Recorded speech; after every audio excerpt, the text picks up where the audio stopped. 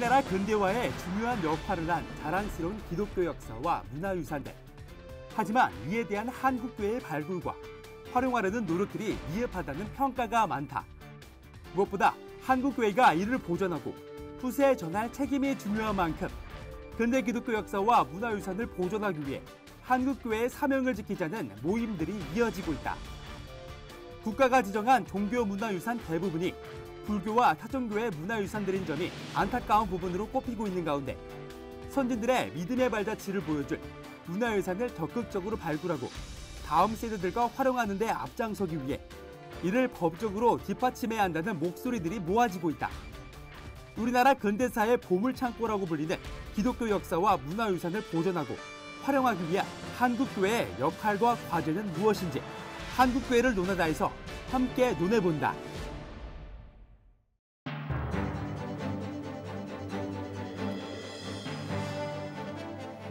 안녕하십니까. 한국교회를 논하다 진행을 맡은 박명수 교수입니다. 한국교회 역사를 들여다보면 우리나라 근대화에 결정적인 기여를 한 자랑스러운 역사들이 참으로 많습니다. 그 역사들을 함께 기억하며 후손들에게 전한다는 것은 한국교회에서도 정말 가치 있는 일이고 교회사적으로도 큰 의미가 있는 일일 텐데요. 그래서 한국교회가 선진들의 믿음의 발자취들을 보여줄 기독교 역사와 문화유산을 적극적으로 발굴하고 활용하는 노력이 필요하다고 하는 지적이 계속해서 제기되고 있습니다. 그래서 오늘 한국교회를 논하다에서는 한국교회 역사 안에서 우리가 기억해야 할 신앙의 유산들은 무엇이고 이를 다음 세대들에게 계승할 방법들에 대해서 함께 이야기를 나누고자 합니다. 오늘 함께해 주실 출연자들을 소개하겠습니다. 이 자리에는 오랫동안 한국교회를 연구하신 교수님들이 많이 나오셨습니다. 또 오늘 여러 가지 귀한 의견들을 함께 나눠주실 터인데요. 참으로 감사하고 기대가 큽니다. 먼저 장신대학교 명예교수이시자 한국교회사학계의 원로이신 임희국 교수님 나오셨습니다. 안녕하세요. 임희국입니다. 서울 장신대학교에서 한국교회사를 가르치시고 많은 연구를 하시는 정병준 교수님 나오셨습니다. 안녕하세요. 정병준입니다. 감리교가 한국교회에서 한 역할이 매우 중요한데요. 감리교 신학대학에서 교회사를 가르치시는 소유한 교수님 나오셨습니다. 안녕하세요. 네, 반갑습니다. 우리나라 근대화에 결정적인 기여를 한 한국 교회만의 자랑스러운 역사들이 정말로 많습니다. 교육과 의료, 문화, 복지 분야 등 한국 교회가 기여한 영향에 대해서 먼저 임희국 교수님 한 말씀 해주시죠. 예, 사회자님께서 말씀하신 것처럼 한국 교회가 그간에 한국의 근대화와 또 여러 가지 기여한 점이 참 많습니다. 그 중에서도 이 교육 분야가 가장 크고 두드러진 것이라고 생각합니다. 먼저 우리나라의 어떤 선교사들이 교육을 힘쓰기 전에 당시에 우리 조선의 특히 고종 황제께서 서양 문명을 받아들이는 통로로 이 교육을 굉장히 중요하게 생각했고 또 그래서 고종 황제께서 처음 왔던 선교사들이 먼저 학교를 좀 세워달라고 그랬습니다. 그래서 배제, 이화 이런 학당들이 생겼고요. 그러고 나서 우리나라 교인들이 그 이후에 자각의식이 생겨서 학교를 전국적으로 마치 우후죽순처럼 많이 설립을 했습니다. 그것이 굉장히 중요한 교회의 시작이기도 하고 또 교회가 발전하는 밑거름이 교육이고 학교였습니다. 시작부터 아주 본격적인 말씀을 해주셨습니다. 우리 정병준 교수님. 네, 저는 그 의료 분야에 대해서 좀 말씀을 드려야 될 것 같아요. 아까도 말씀하셨지만 이제 고종 황제는 처음에 선교사들을 이제 받으려고 하진 않았지만 병원과 학교는 윤허를 하게 됩니다. 그래서 이제 미국에서도 한국에 선교사를 보낼 때 얼마 전까지만 해도 이제 가톨릭 선교사들이 굉장히 이제 처형당하는 그런 나라에 이제 불안하잖아요. 그래서 간접 선교를 할 생각이 있었고 고종 황제는 이제 근대화를 하고 싶은 생각이 있었고 이게 잘 맞으면서 최초로 들어온 선교사들이 이제 의료 선교사가 들어옵니다.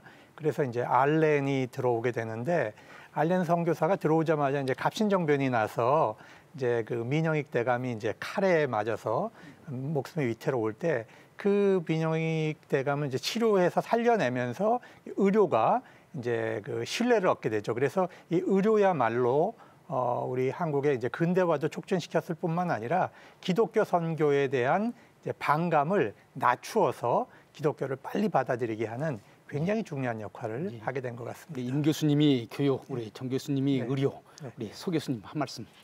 네, 앞선 두 교수님께서 의료, 그다음에 교육, 선교 모두 이렇게 말씀해 주셨는데 그와 더불어서 이제 우리나라에서 또 중요한 선교사들의 역할을 보면 문화, 그다음에 사회복지 쪽에 역할을 한 것을 살펴볼 수 있습니다.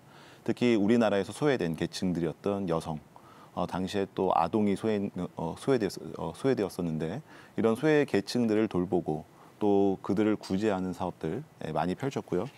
또한 결혼이라든지 장례에 대한 구습, 이런 구습을 타파하고 또 신식 결혼이라든지 장례 예식의 간소화를 하면서 한국인들에게 좋은 문화를 정착시키기도 했습니다. 하나만 더 되겠습니까? 저는 꼭 빠뜨릴 수 없는 게 스포츠라고 생각합니다. 네, 맞습니다. 네, 특히 야구, 네. 축구, 뭐 오늘 엄청난 대중화를 불러왔는데 네. 그게 다 이제 특별히 YMCA를 통해서 많이 확산됐거든요. 그건 굉장히 중요하다고 네. 생각합니다. 뭐 말하려면 끝이 없습니다. 뭐 스포츠도 그렇고 음악도 그렇고 뭐 여러 분야 말할 수 있습니다. 여러분들이 말씀해 주신 대로 한국 기독교가 다양한 분야마다 한국 근대화를 이끈 큰 역할들을 해왔지만은 아쉽게도 이런 기독교인들의 공헌들이 역사적으로나 보이는 문화재로도 잘 드러나지 않는 것 같습니다. 우리나라 종교 문화재만 보더라도 대부분 불교 유산이고 기독교 유산은 상대적으로 매우 미미한 실정입니다. 기독교가 가지고 있는 역사와 문화들이 너무나 많은 반면에 기독교 내에서는 이를 발전시키는 점에 대해서 너무 소홀하게 하지 않나 이런 생각이 들어요. 그 이유는 무엇이라고 생각합니까, 우리 임 교수님? 예, 한국 우리 개신교 역사가 벌써 한 140년 다 돼가는데요. 근데 편의상 처음 전반부 70년 동안에는 우리 한국 그 사회 속으로 깊이 마치 누룩처럼 들어가는 그런 시대였는데 1960년대 중반부터 한국 교회가 교회 성장에 많이 힘써오던 중에 그래서 교회 성장하느라고 바빠서 그런지 우리 문화 속으로 들어가는 이런 우리가 그렇게 열심히 하지 않았던 것 같습니다. 그래서 초창기에 아주 중요한 문화유산들은 오히려 우리 스스로가 중요하게 생각하지 않았는가 하는 생각 들고요. 그다음 바깥에 그 교회 바깥에서도 일반 역사나 일반 사회하고 좀 단절된 느낌이 있어가지고 그분들이 또 교회에 대해서 그렇게 중요하게 생각하지 않는 양면적이 다 있는 것 같습니다. 내적인 요인과 외적인 요인 말씀하셨습니다. 우리 소 교수님. 네, 앞서 임희국 교수님께서 말씀해 주셨듯이 사실 그 6, 70년대에 이제 한국 사회가 경제 성장이 되면서 사실 그 사회복지법이 정부 주도로 넘어갑니다. 그래서 교회에 있는 많은 사회복지, 그다음에 문화가 사실 정부에게 혹은 민간인에게 이양되게 되는 그러한 일들이 있게 되고요. 교육도 그렇죠. 예. 또 하나는 저희가 좀 생각해야 될 부분들이 초기에 왔던 선교사들의 그 정신적인 이런 그 선교 정신이 우리가 지금까지 잘 지켜오지 못했던 그런 부분들이 있습니다. 특히 선교사들이 한국인들을 바라볼 때에 전인격적인 관점으로 바라본 그런 관점들, 균형 잡힌 이런 관점들을 저희가 6, 70년대에 들어서 좀 신앙적인 관점 혹은 좀 성과 속을 구분하는 그런 것들이 좀 논리가 있게 되면서 사실 좀 이렇게 한국 문화의 중요성, 그다음에 여기에 대한 보존들을 좀 소홀히 한 부분들이 있는 것 같습니다. 그러니 소 교수님은 초기 선교사들은 기독교 선교가 문화를 포함한 전인적인 것이었는데 후기가 이제 그것을 해석하면서 보다 신앙적인 측면으로만 해석해서 문화적인 측면을 잃어버렸다 이런 말씀인데 거기에 덧붙인다면은 사실은 80년대 50 시대 때 정부가 헌법에다가 전통 문화와 문화 그 전통 문화와 민족 문화는 국가가 보존해야 될 것이라고 하고 근대 문화는 거기에서 빼버렸어요. 그래서 한국 사람들 머릿속에서 문화 그러면 전통 문화와 민족 문화가 문화지 근대 문화는 우리가 보호해야 될 것이 아니다. 그러니까 맞습니다. 기독교가 해야 될 영역은 사라져버린 것이죠. 네. 여러 가지 요인이 있을 것입니다만은 더 앞으로 논의해야 될 것이라고 생각합니다. 오늘 이 자리에서는 기독교 역사에서 우리가 기억해야 될 신앙의 유산들은 무엇이고 이를 다음 세대들에게 어떻게 계승해야 할지 이것을 얘기하려고 하는데 한국교회사 안을 들여다보면은 우리 기독교만의 문화가 존재할 텐데요. 어떤 것이 있을까요? 기독교만의 문화. 우리 정병준 교수님. 저희 교단 이야기를 조금 하고 싶습니다. 저희 교단에서는 한 10여 년 전부터 기독교 사적을 이제 지정을 해서 우리 교회가 지켜야 되고 보존해야 될 중요한 유산들을 이제 그 지키는 운동들을 해왔습니다. 그래서 한 40여 곳을 지금 지정하고 있는데 이제 25곳은 교회고 9곳은 기관이고 또 해외에 중요한 한국인들이 남긴 역사 유산들을 우리가 보존을 해서 이제 지키고 있어요. 그래서 그 내용을 보면 주로 오래된 이제 건축물인 경우도 있고요. 또 3.1 운동과 같은 이제 중요한 역사적 사건과 관련된 이제 기관들도 있습니다. 그리고 선교사들이 남겨놓은 이제 서양의 어떤 그런 건축 양식들도 있고 그래서 이런 다양한 문화들을 좀 보존하는 운동들이 좀 교회 차원에서 활성화됐으면 좋겠다. 이런 그렇죠. 요즘 많이 그 교회가 유적 정부가 안 하니까 네네. 교회가 뭐 사적 1호, 2호 뭐 이래가지고 하는 일들이 많이 벌어지고 있습니다. 우리 임 교수님과 한 말씀 해주시죠. 예, 뭐 방금 불교와 이렇게 비교해서 말씀하셨는데 불교 역사를 생각하면 사실 비교 대상이 안 되죠. 교회 역사는 그만큼 짧은 거고. 근데 우리 교회 안의 문화를 생각하면 실제로 그 교회의 삶의 자리가 19세기 말부터 거의 최근까지 우리 민족의 역사하고 같이 움직였지 않습니까? 네. 그러다 보니까 이 식민지, 그다음에 전쟁 이런 식으로 고난과 순환의 역사 속에서 교회가 함께 이제 숨쉬어 왔죠. 그러다 보니까 볼만한 그런 빛나는 유형의 문화는 상대적으로 굉장히 적은 것 같습니다. 그만큼 이제 정신문화, 무형의 문화가 우리에겐 중요한데, 그래서 예를 들어 수제로 보면 이제 순교라든지 또 이제 고난 속에 어떻게 이 민족과 함께 숨쉬는 왔는지 1919년 3.1 운동으로 말미암은 그 어떤 정신문화, 뭐 민주공화제라든지 이런 것들이 굉장히 중요한 문화유산이라고 생각을 합니다. 아주 중요한 말씀을 해주셨는데요.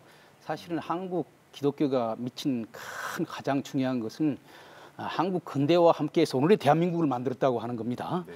그렇기 때문에 한국 역사의 가장 중요한 순간순간들 3.1 운동이랄지 대한민국 건국이랄지 6.25랄지 이럴 때 우리 기독교만큼 적극적으로 참여한 그런 종교가 많지 않습니다. 이런 점에서 우리가 그런 유형 무형의 유산들을 발굴하는 것은 매우 중요하다고 생각합니다. 또 대표적인 유형적인 문화유산을 살펴보면은 한국교회의 대표적인 유적지가 여러 가지가 있을 것 같은데요. 또 그런 유적지들을 좀 더 구체적으로 아까 조금 말씀해 주셨는데 좀 더 말씀해 주실 수 있었으면 좋겠다 이런 생각이 듭니다. 한국교회가 방문해야 될 혹은 신자들이 찾아가고 싶은 그런 대표적인 유적지들 우리 소 교수님이 좀 해주실 수 있을 것 같은데요. 앞서서 두 교수님께서 또 좋은 말씀 주셨는데 저희 그 한국교회 공간이 사실 상대적으로 다른 타종교에 비해서 좀 약간 그 문화라든지 뭐 전통성에 비해서는 좀 이렇게 역사성이 좀 떨어지는 것도 있겠지만 하지만 한국교회 공간의 어떤 형성 과정들을 보면 굉장히 그 가운데 의미가 있다라고 하는 것을 살펴볼 수 있습니다.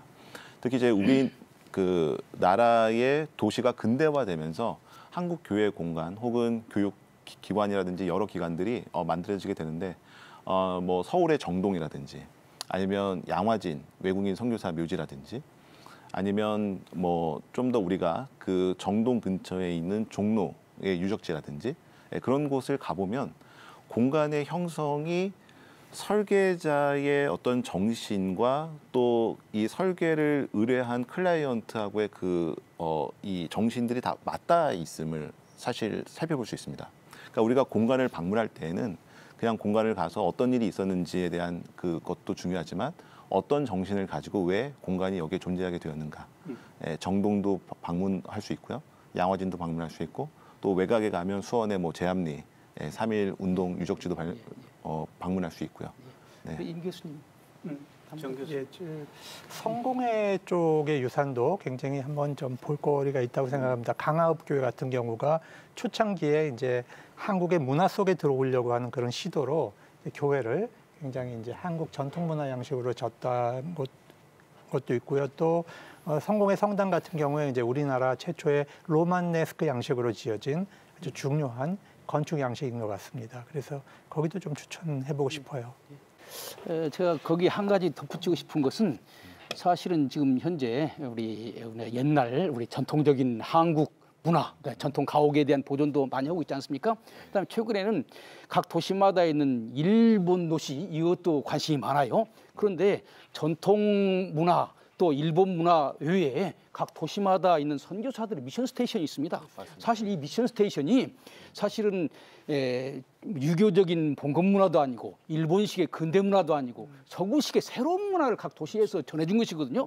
그런데 이 미션 스테이션을 제대로 보존하지를 않고 있어요. 맞습니다. 전국의 주요 도시마다 다 미션 스테이션이 있습니다. 그리고 특별히 항구마다 있다고요. 사실 옛날에는 개항전에는요, 항구는 완전히 한촌이었습니다. 그런데 기독교가 들어오면서부터 이 개항장에 미션 스테이션이 생기면서부터 커진 도시가 생겼거든요. 이렇게 본다면은요, 한국 개신교가 미친 영향이라고 하는 것은 대단한 거죠. 개항과 더불어서 한국 교회가 완전히 한국 사회를 바꾸는 겁니다.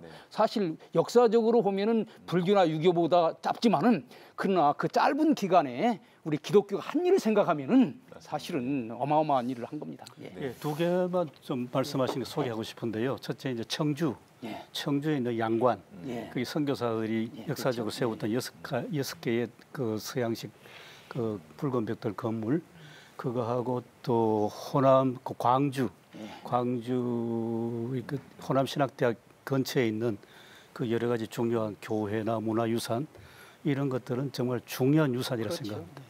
우리가 그 기독교 박물관도 좀 간과해서는 안 된다고 생각을 하거든요. 예를 들면은 이제 숭실대 안에 있는 기독교 박물관 같은 경우에 이제 그 김양선 목사께서 그거를 만들기 위해서 자기 사모님을 북쪽에 이제 왔다 갔다 하면서 그 공산군에게 사모님이 이제 생명을 잃게 되잖아요. 그 유적을 갖고 오는 과정에서 그렇게 피로 지켜진 굉장히 중요한 유산들이 이제 박물관에 모여 있다는 거죠. 그래서 우리가 그런 것도 좀 가서 볼 필요가 있는 것 같아요. 특별히 그 지난번에 우리 소 교수님께서 무슨 뭐 한국교회 공간에 대한 논문 발표를 하셨다고 하는 이야기를 들었는데 뭐 한국교회 공간이 주는 그런 의미에 대해서 좀 말씀해 주시면 좋겠습니다. 한국교회 공간이 사실 만들어지게 된 그 과정들 보면 그 공간은 어떤 뭐 목표라든지 어떤 그 사회적인 계획에 의해서 만들어진 공간이 아니라 한국인들의 필요에 의해서 만들어진 공간입니다. 그렇기 때문에 특히 이제 이런 공간들을 보면 약한 자들을 전인격적으로 치유하고 또 교육시키기 위해서 오픈된 공간들이 있고요. 또 하나는 당시의 시대적인 메시지를 담았던 공간이었다라고 생각을 합니다. 그래서 약자들에게 오픈되어 있고 또 저들에게 또 어떤 그 비전과 꿈을 세워줄 수 있는 그런 공간이었다라고 최근에 저희 연구소에서 네. 해방 공간에서 어떻게 교회 공간이 어떻게 활용되었는가를 봤는데요. 중요한 거의 많은 회의들이 기독교 회의 말고 일반 회의들이 다 교회에서 이루어졌습니다. 맞습니다. 좌파건 우파건 다 교회를 활용해 가지고 그러는 것을 했어요. 그렇기 때문에 기독교 공간이 어떻게 활용되었는가라고 하는 것을 살펴보는 것도 매우 중요한 거라고 생각합니다.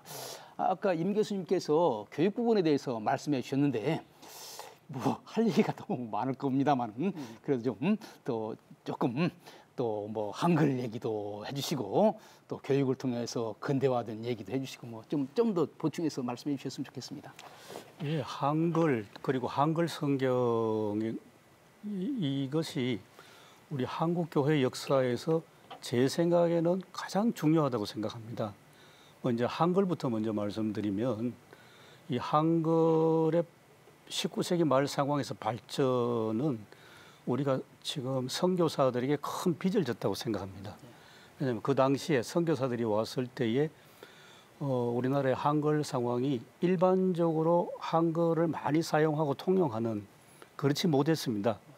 세종대왕과 집현전 학자들이 그렇게 훌륭한 한글을 창제했음에도 불구하고 몇백 년 동안 한자 문화권에 이게 눌려가지고 그냥 한글을 뭐 천대받는 그런 글이었는데 선교사들이 한글의 과학성과 우수성을 발견하고 이걸 연구하고 개발하기 시작하고 한글 성경 이전에 사전을 만들었지 않습니까? 여러 선교사들이.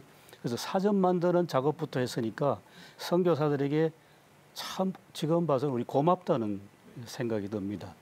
그러고 나서 이제 한글 성경을 이제 성경 우리말로 번역을 하고 제작하는 그 과정은 마치 서양에서 16세기 이 종교개혁 당시에 루터가 성경을 번역했다든지 또 쭈리히에서도 성경을 번역했다든지 또 그 이후에 위고노도 그렇고 또 체코의 개신교도 그렇고 다 이제 성경을 번역하면서 이게 근대화의 길도 갔거든요. 우리나라도 흡사한 과정을 밟은 것 같습니다. 무엇보다 중요한 것은 이 성경을 번역함으로써 우리가 하나님 말씀이라고 하는 성경을 우리말로 읽고 또 우리말로 신앙 고백을 한다는 게 이게 저는 보통 사건이 아니라고 생각합니다. 아주 중요하죠. 그 한글 매우 중요하고 저는 종종 그런 생각을 합니다.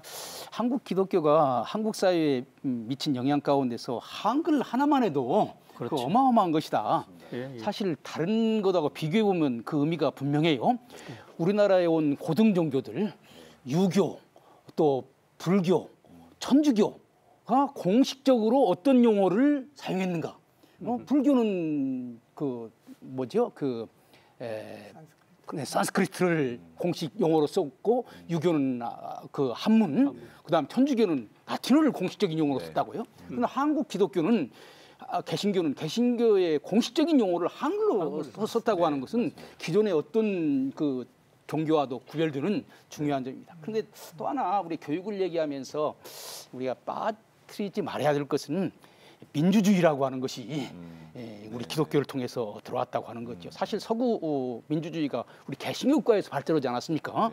그렇기 때문에 우리 선교사들이 와서 신앙 교육도 하고 한글 교육도 하고 더불어서 민주주의 교육도 했기 때문에 그것이 발전해서 오늘 대한민국이 만들어졌다. 이 점도 잃어버리지 말고 우리가 꼭 얘기해야 될 점이라고 하나만 생각해요. 첨언하자면 우리 국민이 투표를 한 것은 사실 이제 국가를 건국하면서 투표를 처음 해보잖아요. 그렇죠. 근데 교회는 그 전에 자기들의 대표를 전부 투표를 통해서 해보거든요. 그렇죠. 그리고 1907년에 이제 신민회 활동을 할 때도 그 목표가 공화정이 있잖아요. 이미 1907년에 우리는 공화정을 꿈꾸고 있었다는 거죠. 그런 면에서 민주주의의 토대를 놓는 일을 했다고 할 수 있습니다. 특히 이제 이렇게 민주주의의 토대를 놓았던 근본적인 이유는 사실 기독교 신앙에 있습니다.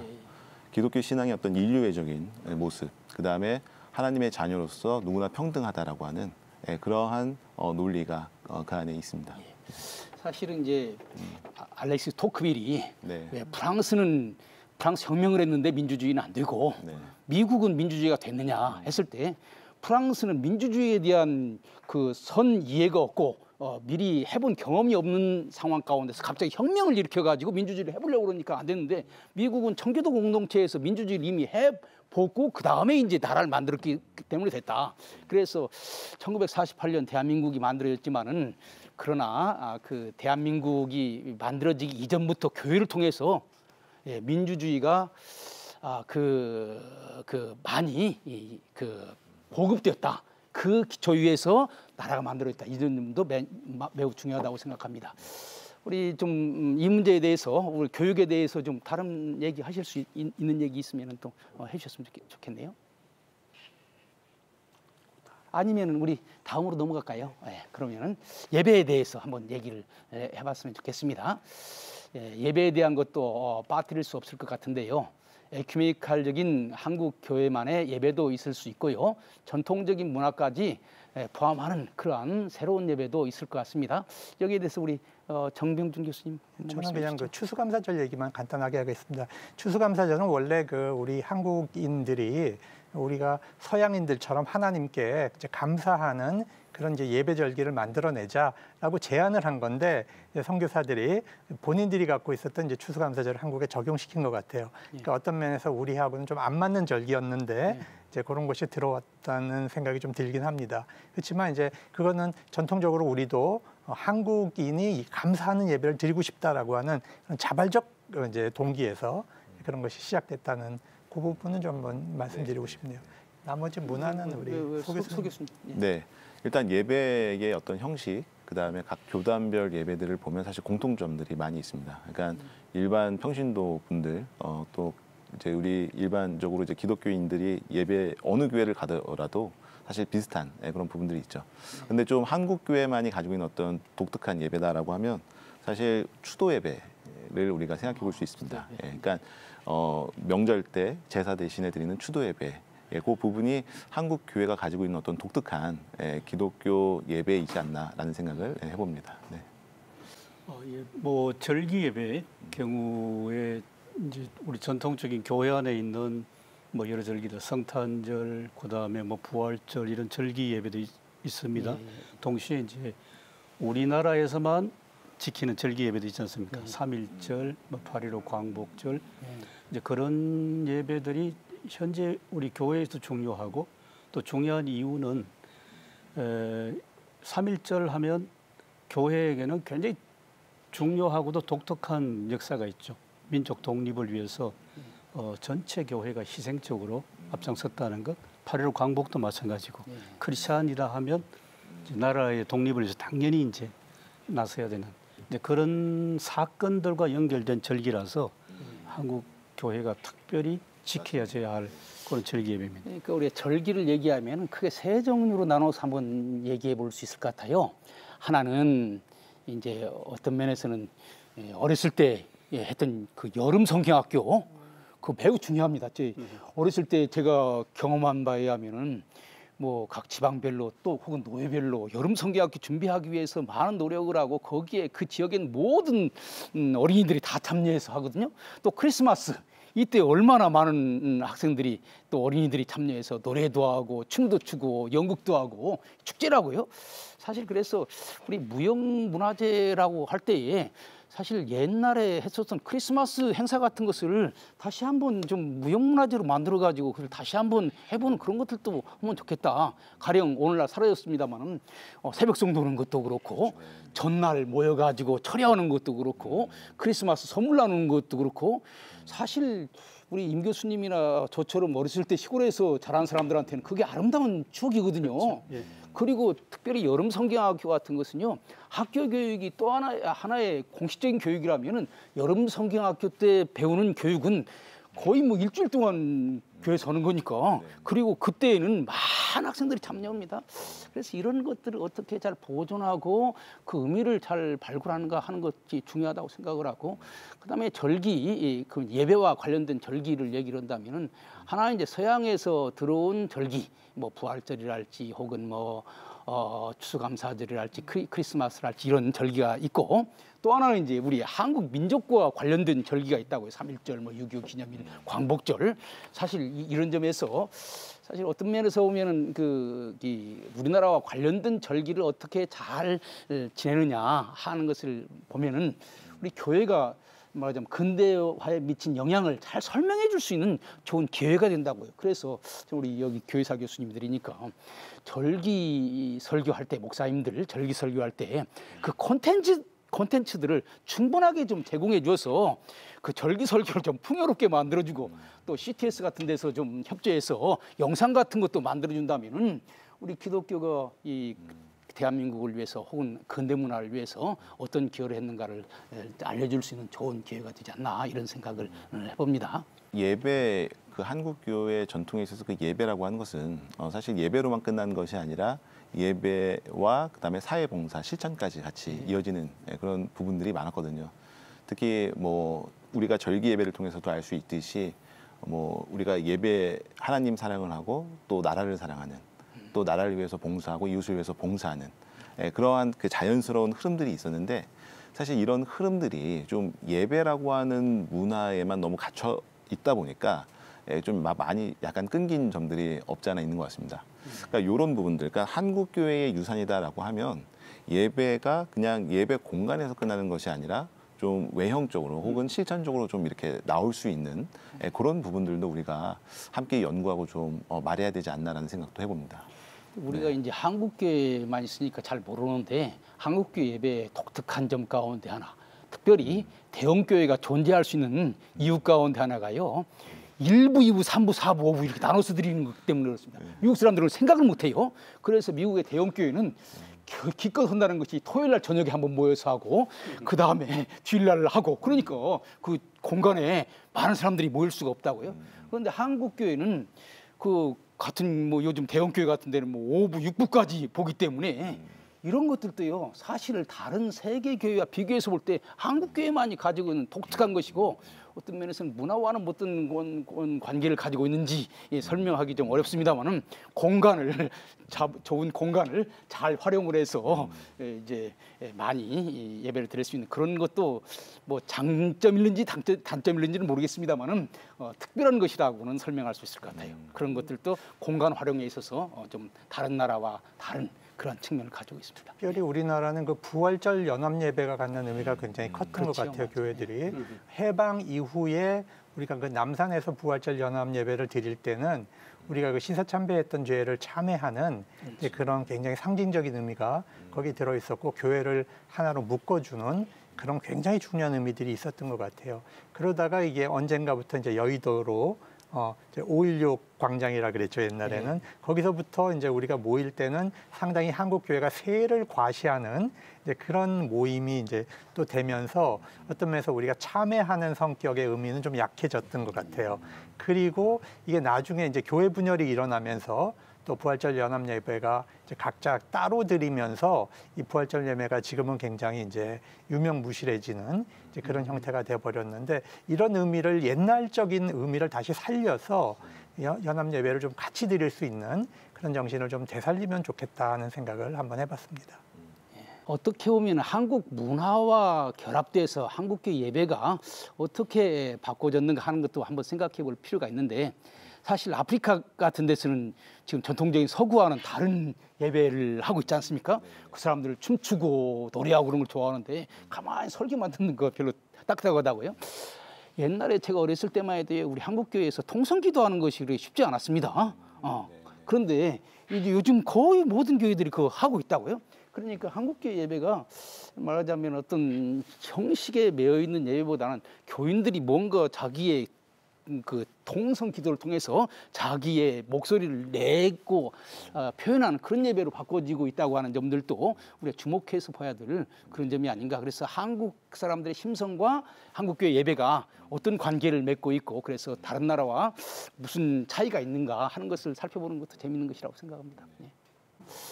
한국교회만의 절기 예배에 대해서 소개해 주셨으면 좋겠는데 이미 조금 우리가 얘기는 진행이 된 것 같습니다.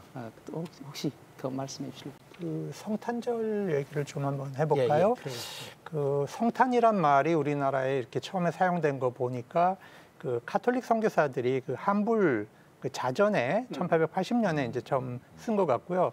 근데 이제 개신교 언더우드가 들어와서 이제 그 한영 사전에 보면 그 탄일이라는 말을 써요. 그래서 예수의 탄일, 우리가 탄일종이 땡땡땡 번역했던 거는 그게 이제 개신교적인 의미가 있었던 용어 같습니다. 그러면서 그 여자 선교사들이 민왕후를 만나면서 1893년에 보니까 이제 성탄절의 의미가 뭐다 이런 걸 설명도 하고 1894년에 왕궁에다가 크리스마스 추리를 장식했다는 이제 그런 기록을 이제 릴리아스 언더우드의 이제 사모님이죠. 그 기록을 이제 제가 본 것 같습니다.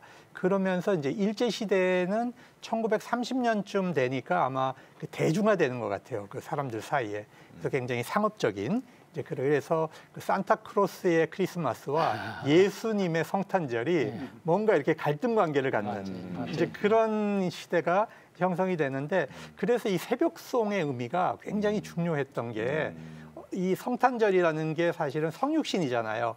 성육신은 하나님과 세상을 연결시키는 거니까 이 크리스마스의 의미가 산타크로스의 크리스마스와 예수님의 성탄절을 연결하는 굉장히 중요한 의미가 새벽송이었던 것 같아요. 그래서 이 새벽에 성도들이 이제 다니면서 이렇게 이제 예수님의 탄생을 알리는 굉장히 중요한 의미가 있었던 것 같고, 그리고 또 하나 중요한 거는 하나님이 낮아지심이니까 우리 교회도 낮아지려고 하는 영성이 성탄절을 통해서 표현됐던 것 같아요. 그래서 헌금해서 가난한 사람 구제하고 그 구제했던 것을 가지고 이제 그래서 1897년에 여기 이제 정동 예배당이 있잖아요. 배제 앞에.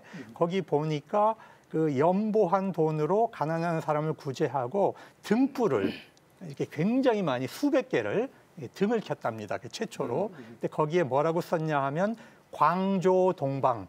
그러니까 동방으로 빛을 비친다. 예수 그리스도의 빛을 동방에 비친다라고 하는 그런 큰 글을 써서 아마 이제 최초로 이게 그 뭐라고 할까요? 교회가 사회를 향해서 이제 크리스마스 행사를 알리는 그것이 아마 1897년이었던 것 같아요. 그래서 지금 CTS가 이제 시청 앞에 크리스마스 점등하는 걸 매년 지금 하고 있거든요. 그래서 그 의미가 굉장히 역사적인 연결성을 가지고 좀 발전되고 있는 이제 그런 느낌을 좀 가지고 있습니다. 또 해외에서는 절기마다 자신들만의 문화 축제로도 활발하게 누리는 부분들이 많은데요. 또 타 종교만의 문화 축제가 있지만은 기독교가 갖고 있는 그런 제한적이면서도 더욱 축소되는 그런 분위기가 되는 것 같습니다. 그러니까 70년대, 80년대만 해도 아주 크리스마스 축제가 아주 컸는데 어느 날 갑자기 우리 조용하게 하자 이래가지고 축소되었어요. 어떤 면에서는 사회가 그렇게 요청하기도 했지만 기독교 내에서 그렇게 진행되어 나갔어요. 그래서 어떻게 보면 요즘은 축소되는 것이 아니라 아예 사라져버리는 그런 현상이 나타난 것 같아요. 이런 측면에서 좀 이것을 어떻게 해야 되는지 좀 의견이 있으시면 좀 한번 얘기를 했으면 좋겠습니다. 우리 소 교수님 뭐 생각 있으세요? 네, 그러니까 크리스마스가 이제 예전 뭐 80년대, 90년대 분위기가 아닌 완전히 좀 다른 굉장히 이제 이제는 조용한 분위기로 성탄절을 보내게 되는데 너무 조용해서 지금 문제죠 지금. 그 이유 가운데 하나가 이제 저작권 문제도 있는 것 같습니다. 노래를 마음대로 틀고 예전에는 좀 뭐 노래도 이제 틀다 보니까 거기에 맞는 그 이제 성탄절의 어떤 분위기도 맞춰야 되고 이제 그런 부분들이 있는데 저작권 문제도 있고 그러니까 여러 가지 법적으로 좀 제한돼 있는 부분들이 많이 있거든요. 그러니까 이제 그런 부분들이 사실 성탄절의 문화를 좀 이렇게 계속 축소시켜 나가지 않았나라는 생각도 해봅니다. 최근에 부산에서 그 중요한 거리에 크리스마스 뭘 만들어 가지고 하는데 그 아주 인기 있다고 그래요. 그래서 지방마다 그 크리스마스를 다시 되살리려고 하는 그런 일들이 벌어지는데 이런 것들도 우리 주목해서 한번 볼 필요가 있지 않나 이런 생각이 듭니다. 맞습니다. 그리고 요즘 젊은 사람들은 사실 크리스마스 문화를 좀 이렇게 나름대로 뭐 연인이라든지 아니면 그 가족이라든지 친구들을 만나는 그러한 절기로 이렇게 좀 생각을 하는 경우가 있는 것 같습니다. 이제 그런 부분들도 있지만 이제 우리 기독교가 어떻게 그 젊은이들에게 다가갈까? 뭐 예를 들면 기독교 그 절기를 가지고서 젊은이들에게 부담 없이 접근할 수 있는 어떤 의미를 담아서 좀 이렇게 다가가는 것도 중요할 것 같습니다. 네. 그러니까 과거를 그대로 반복할 수는 없고 새로운 시대에 맞게 기독교 문화를 확산시키는 것도 우리에게 주어진 큰 과제라고 생각이 됩니다. 마지막으로 한국교회 안에서 기독교 역사와 문화유산을 지켜내고 또 한국교회 문화를 발전시키고 활용하기 위해서 한국교회가 해야 될 역할이 무엇인지 한 말씀 좀씩 해주셨으면 좋겠습니다. 우리 이민국 교수님. 예, 좀 추상적 이야기이긴 합니다만은 요즘 그 소 교수님 말씀하신 것처럼 젊은 사람들은 대체로 재미를 추구하지 않습니까? 뭐 즐기고 재미있는 이래야 무슨 관심과 호기심이 가는데 그래서 문화를 생각할 때 1차적으로는 재미는 있어야 되겠습니다. 근데 재미만 있어서는 아니 되고 의미가 중요하지 않습니까? 그 정병준 교수님 말씀하신 것처럼 성탄절에 헌금도 하고 그다음에 이제 이웃에게 돕고 새벽송 돌고 이런 것은 굉장히 깊은 의미가 있지 않습니까? 그래서 재미와 의미를 함께 추구하는 이제 그런 문화. 그게 첫 번째 생각이 들고요. 두 번째는 우리가 꼭 지켜야 할 문화도 있고 그다음에 또 개발해야 할 문화도 있는 것 같습니다. 지키는 것만 생각하면 자칫하면 이제 폐쇄적이 되지 않습니까? 교회끼리만 그들만의 어떤 리그가 되기 쉬우니까 그렇지만 지켜야 할 문화는 반드시 지켜야 되고 그러면서 동시에 개방적이라야 돼요. 사회와 소통할 수 있는 그 좋은 의미에서 세속화되는 축제로 가는 이제 그런 문화도 우리에게 중요한 것 같습니다. 정 교수님. 저는 교회가 좀 그 유적지 방문을 좀 적극적으로 했으면 좋겠다 이런 생각을 좀 해봅니다. 예, 우리 서 교수님.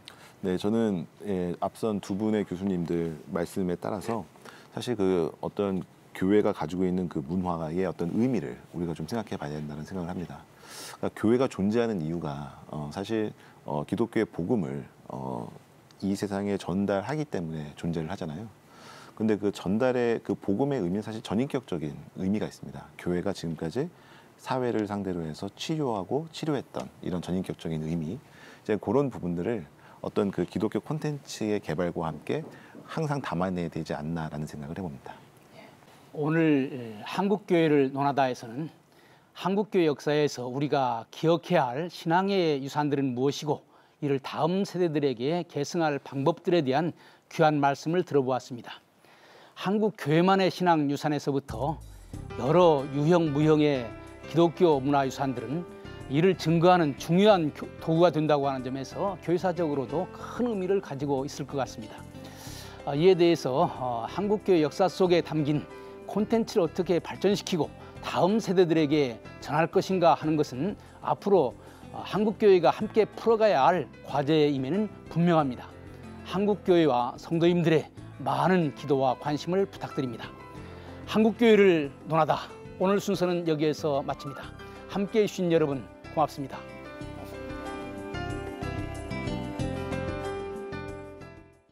이 프로그램은 여러분의 미디어 선교 후원으로 제작되었습니다. 선교는 사명, 후원은 동역. 당신도 복음을 전할 수 있습니다. 선교 후원 02-6333-1003번